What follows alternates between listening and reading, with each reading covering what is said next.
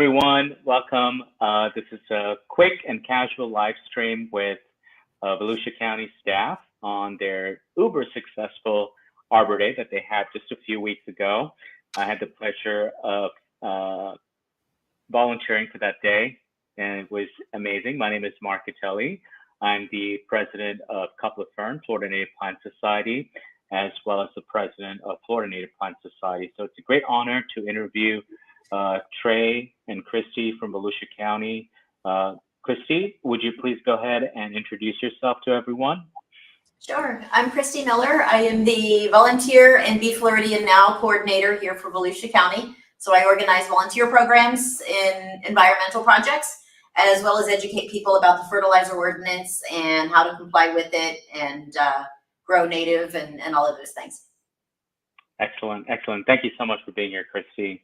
Trey, please introduce yourself. Yes, my name is Trey Hanna, and I'm an environmental specialist with Volusia County, and I run outdoor education programs called Explore Volusia, where we do hiking, biking, kayaking, and eco-buggy tours kind of all throughout Volusia County, emphasizing our Volusia Forever conservation lands. Excellent. Thank you so much for being here. So let's just jump right into it. Arbor Day, how many times have you done this? Tell us a little bit about why this Arbor Day was different and what made the response just so, in a way, overwhelming, but so well received that you were completely run out of trees that you had planned for 2 days, only to be given away completely in an hour and a half. Well, we're unsure what made it so successful, honestly. We think it maybe a little bit had to do with some of the hurricanes and people trying to replace trees. But also kind of what gave us the idea is a lot of times for Arbor Day tree giveaways is for the National Arbor Day tree giveaway, which is in April. We wanted to do this Florida Arbor Day tree giveaway to kind of emphasize Florida native plants and let people know that kind of the planting season is closer to January for these native plants rather than kind of late April, which is more the growing season for a lot of these plants. So the idea behind it was kind of get trees out into the community, native trees, and kind of really showcase that Florida Arbor Day is in January. Excellent. Yes, team and viewers, this is an excellent time to plant. Plant before it gets too hot. Now is the time, especially with trees. Your watering schedule can be a little more lenient than how it is as demanding as we all know in the summertime. Plants tend to start frowning very hard and fast before the rain patterns set in, and our irrigation systems are, it feels like they're always in use. So do take advantage of the cooler weather, viewers. This is a great time to plant trees in particular. Mm-hmm. So Trey, let's discuss some of the trees that you had selected, and I'll be happy to put your website on the screen. I think it had some of the selections, didn't it? Yes. Awesome. Yeah, let's do that, and let's kind of navigate through that as well. So here were your tree selections, and they were not uniform across the county.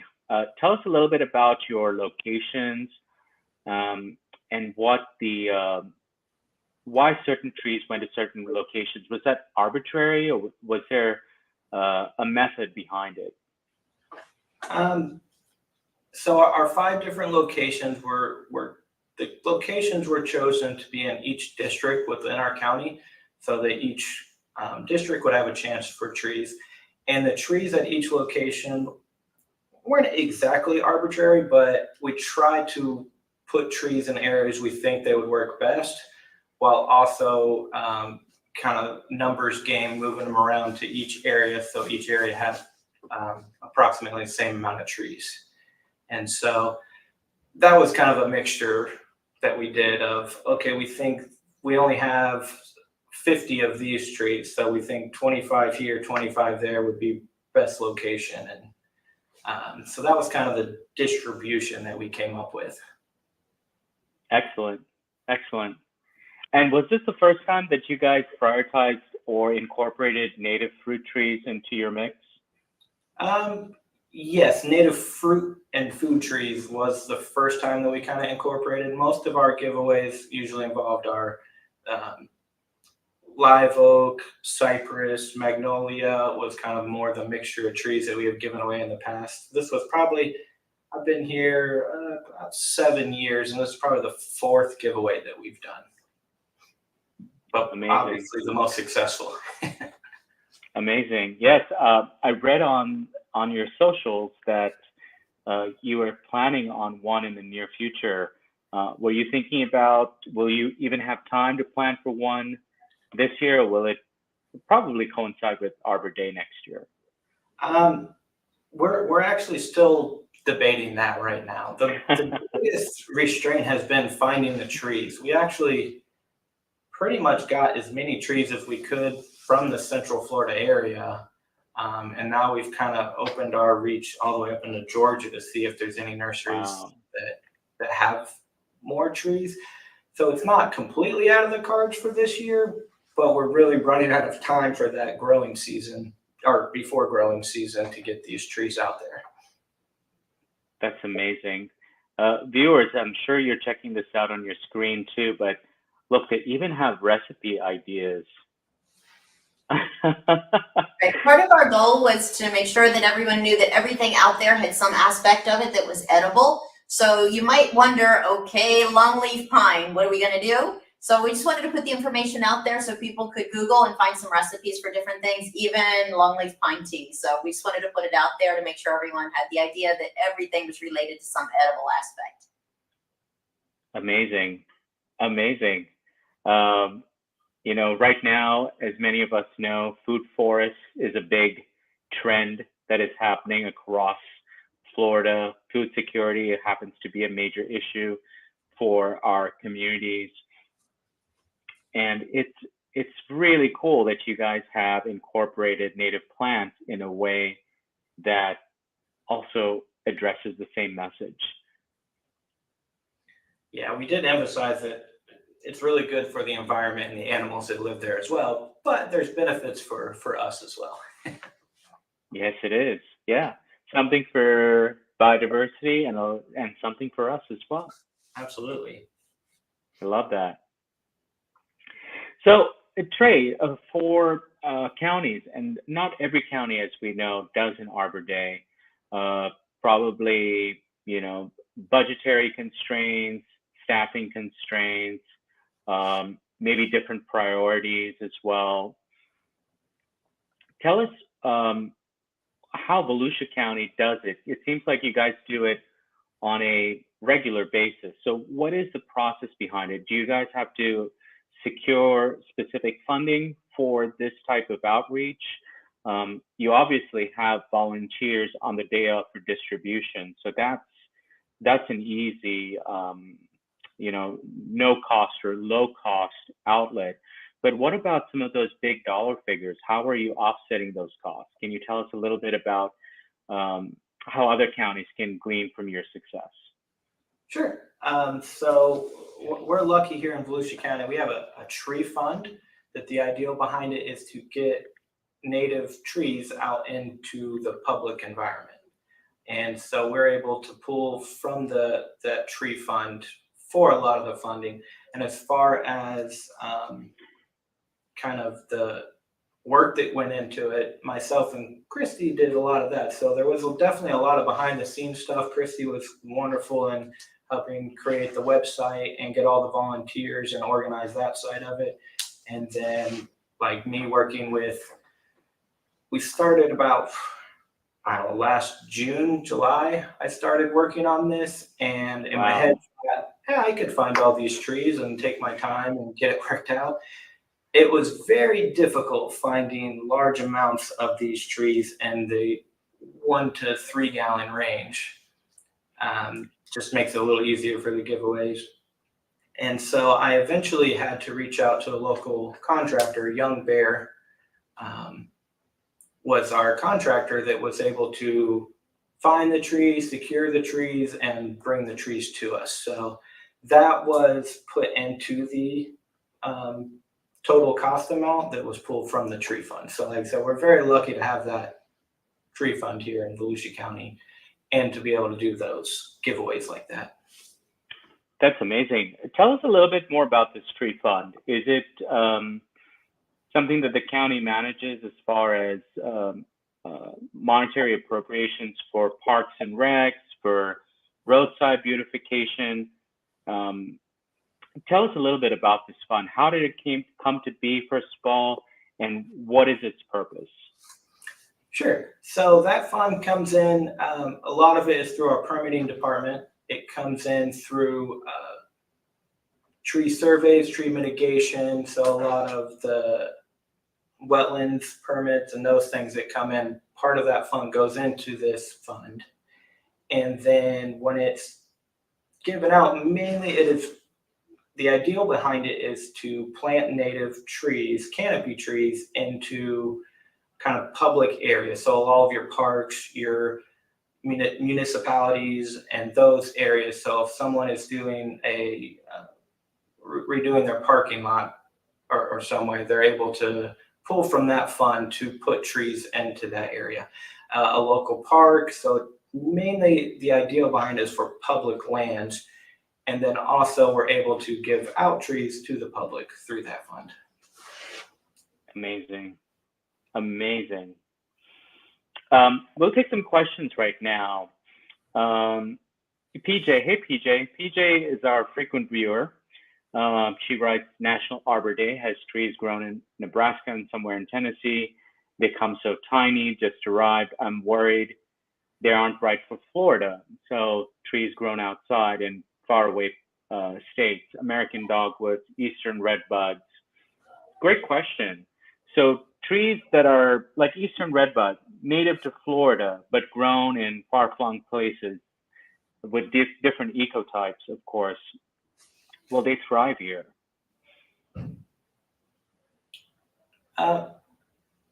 Absolutely, they would be able to thrive here. Anytime. It really is difficult sometimes when you say you ordered these online and they're transported to you bare roots. Sometimes that's very strenuous on the tree. So yes, it is.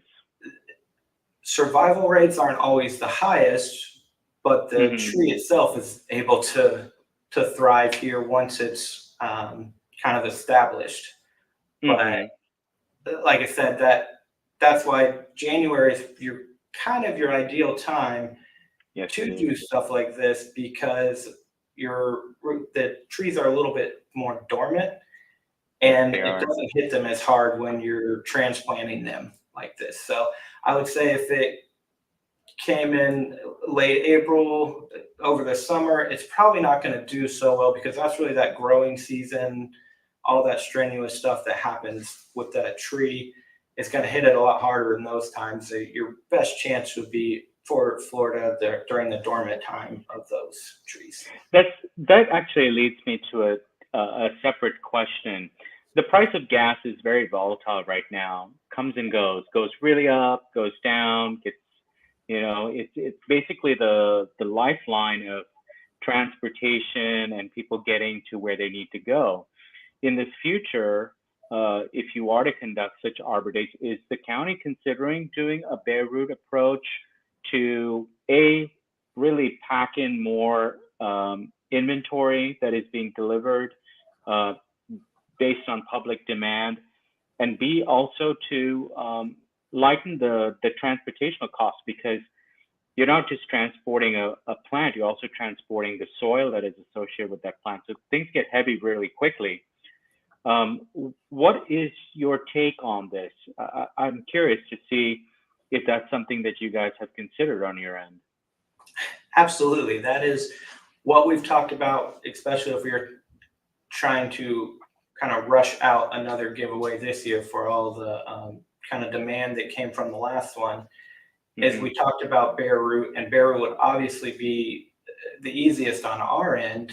But you also, kind of explaining people the success rate, and making sure beforehand you really let people know, like, hey, we're handing you a bare root tree and what that means, And we've also kind of thrown around the ideal of getting the bare root trees delivered, and then part of the volunteers that would be out there that day, we would have potting soil and pots. And as we're handing out the trees, kind of lack of better terminology, plopping them in there, throwing some soil and handing them to almost like a drive-through.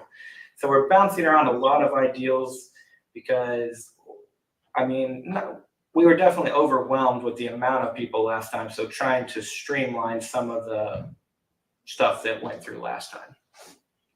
Yeah, that's definitely something that we need to consider if we need to adapt to, just various price points. You never know what the price of gas is going to be in a few months.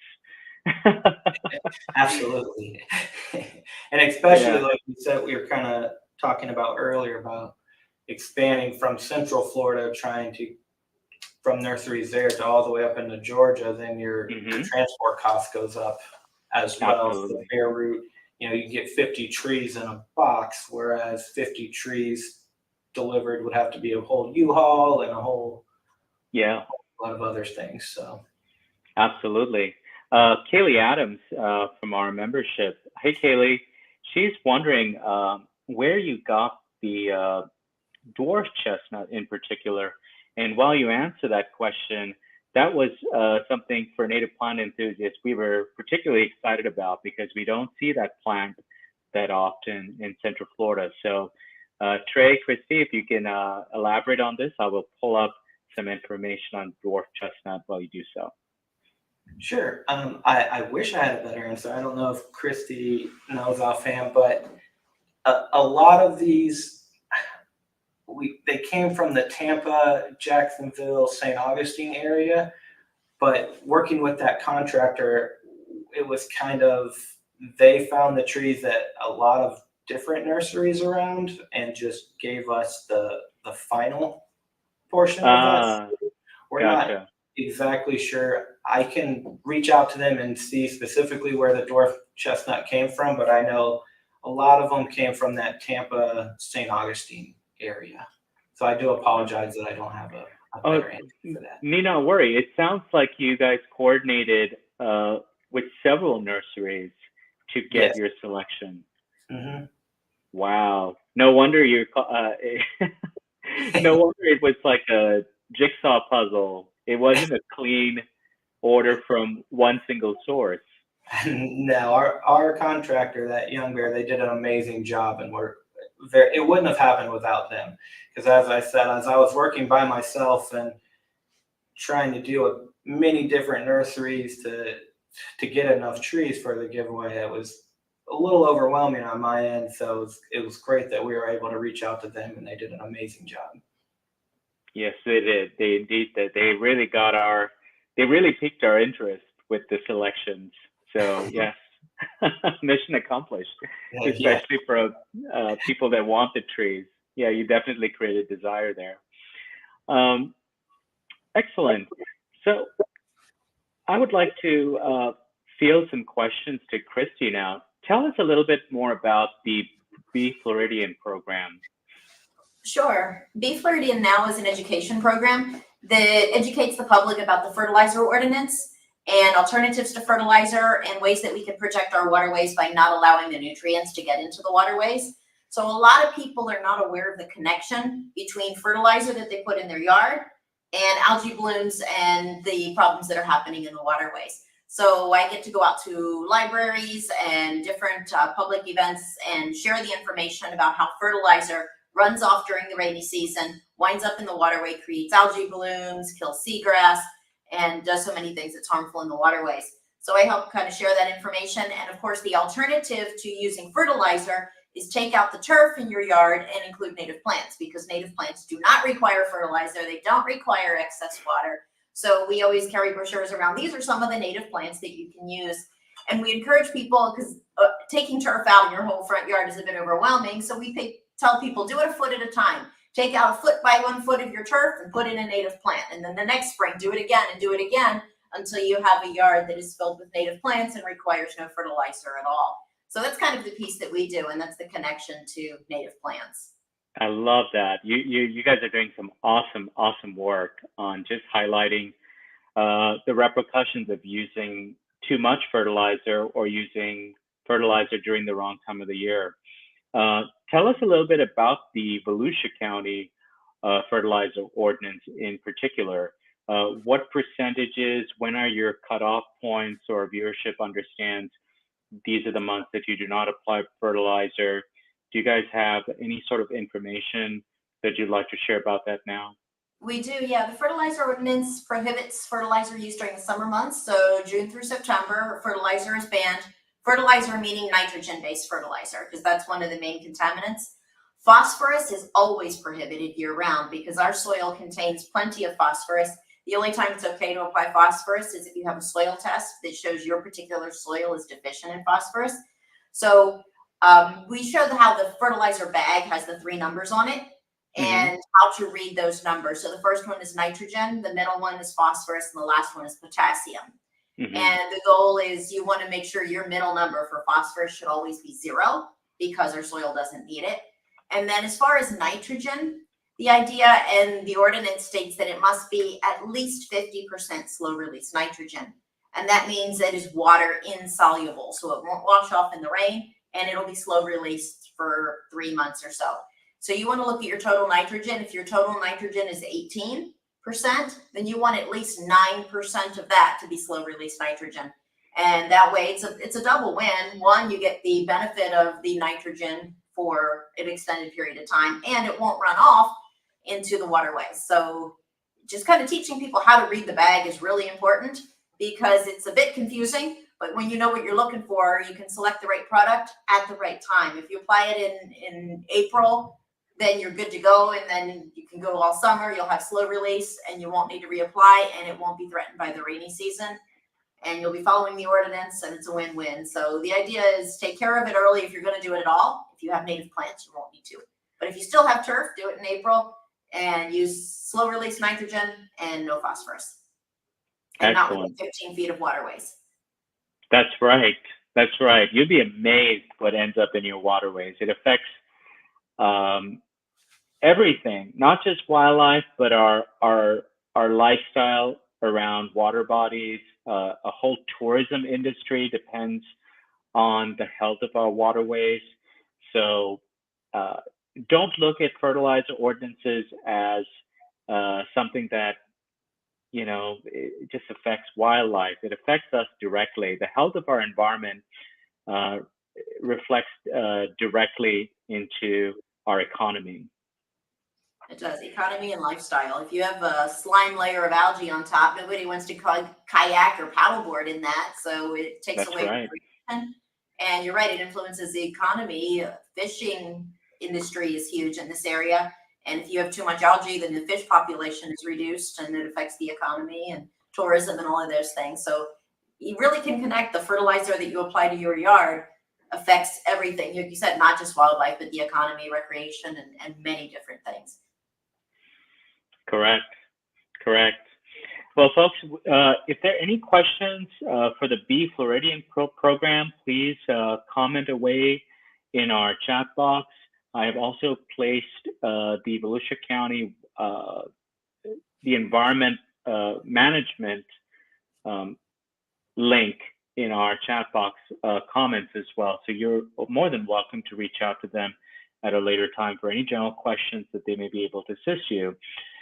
Trey, I'd like to go back to Arbor Day. Tell us, what was the cost of something like this? You had 5 different locations spanned across the county.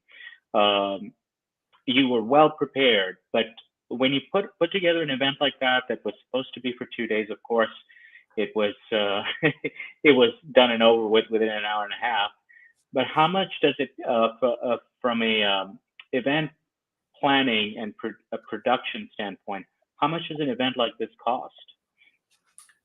Well, just the trees alone and the contracting was a little over $10,000.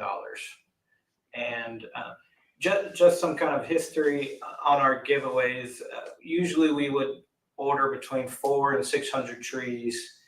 And a lot of times we would end up with 100 or so trees left after a giveaway. Like, we would not give away all the trees. We found out about a week prior that there was getting a lot of interest. So we only had 700 trees a week prior to the actual giveaway. And again, our contractor, Young Bear, amazing job. I reached out to them. I was like, can we find any more trees anywhere? So they were able to acquire about 300 more trees, which added the sparkleberry, which was not on our original list. They got, I think, 50 sparkleberry or 100 sparkleberry and 200 more Yopon holly. So that was amazing of them. And so to clarify for our viewers, how many trees in total did you have across 5 counties on event day? 700? We had 1,000 trees total, and so each location had approximately 200 trees. Oh, wow. And they were all gone, like you said. I believe you were at Volusia Environmental Center. And yes, I was. every spot was exactly like Volusia Environmental Center. Christy and I got phone calls we feel like right after it started that everyone was about out of trees. Yes, we were. Yes, we were. It was surreal, to say the least.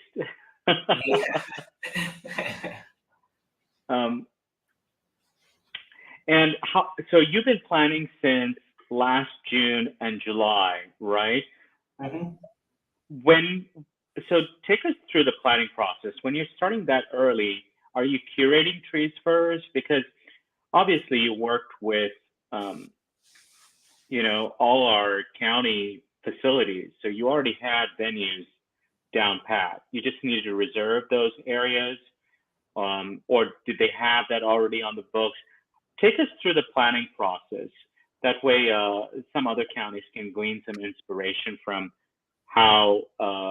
why it is necessary to plan so far in advance, and what are some of the pitfalls or some of the unforeseen variables that can be addressed because you are starting so early in planning.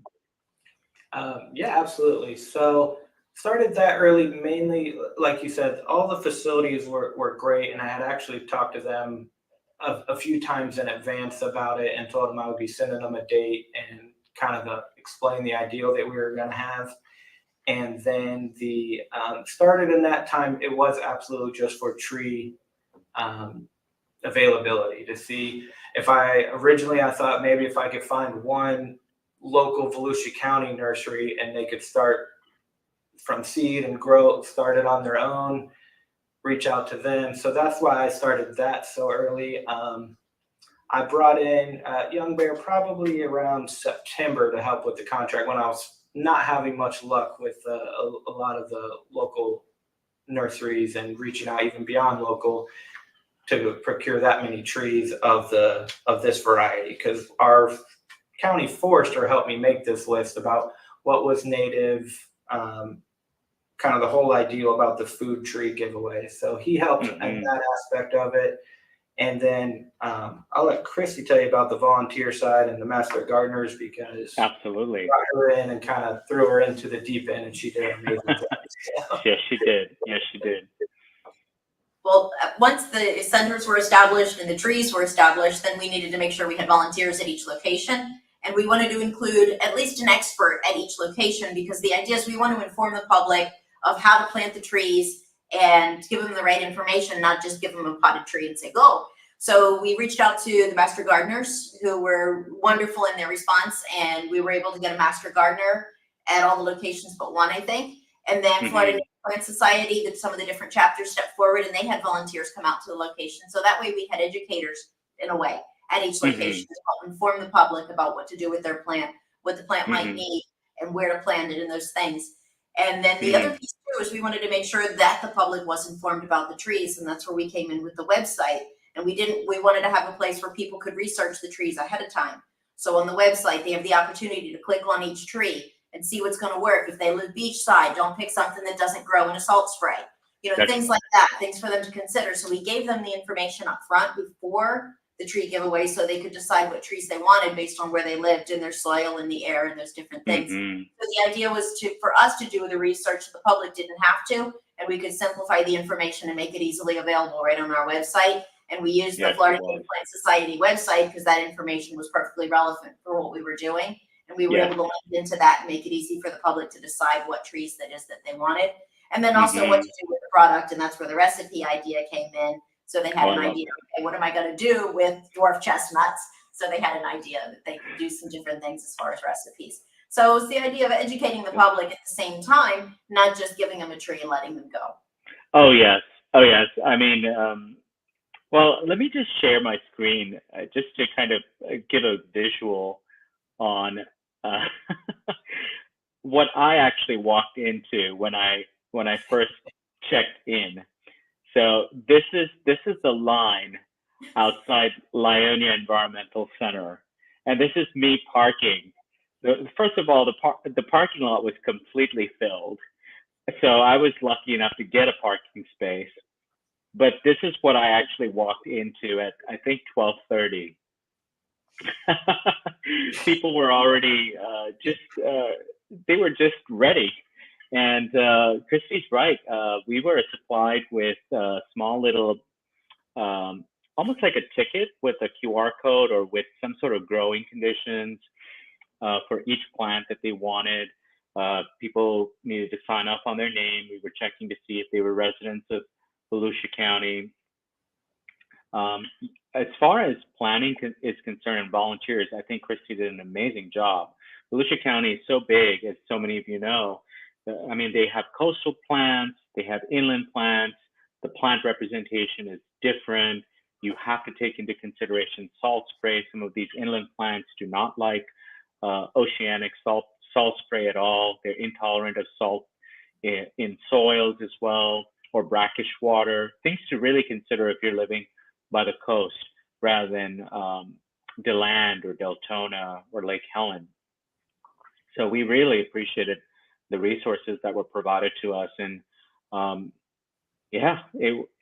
mean, we broke up into very quick teams. Naturally, some people gravitated towards checking out people, making sure that they completed their registration. Others actually gravitated towards getting the plants from the back and giving them to people, and hopefully keeping the line moving as smoothly and as quickly as possible.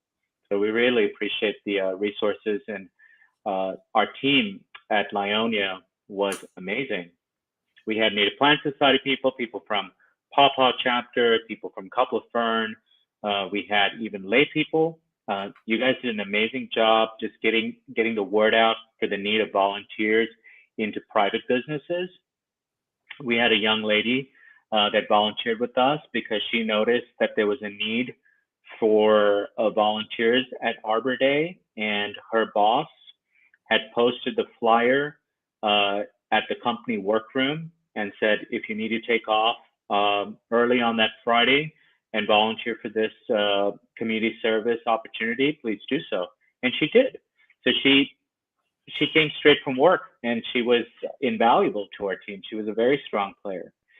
All in all, I have to commend Christy for putting together the right amount of volunteers. We didn't feel like we were overwhelmed, though the line was a little overwhelming just to see, but in a way, it made us feel really happy to see native plants being so well received by the community.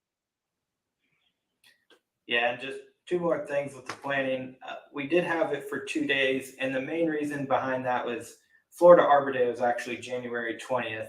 So we wanted to hit that Florida Arbor Day, but we also know people work and things. So that was why we had and usually we have trees left over of everything. So we did the second day thinking, we'll give away the rest of the trees on Saturday. And so that was future planning. It would not be 2 days, just to make things a little bit easier, especially on Christy, getting everyone for 2 days. Oh, yes. And also our community information team, I mean, they're really the people behind the groups of people that came out. I mean, we met with them in December, and kind of gave them our ideal and told them like, hey, you know, anything you can help us with. So they helped build the actual website that went on the county site. And then we didn't advertise at all until 2 weeks prior to the event, because with the holidays and everything going on, we're like, oh, we'll hold off. We'll just throw it out there after the holidays kind of blow over. So, and I think at one point they said they had 46,000 hits on their social media. So that's when we tried to get more trees at that point, is that we were like, uh-oh. So there wasn't a whole lot more we could do with a week left, when we knew that there was a lot more interest than we had originally anticipated. Yeah, what an amazing.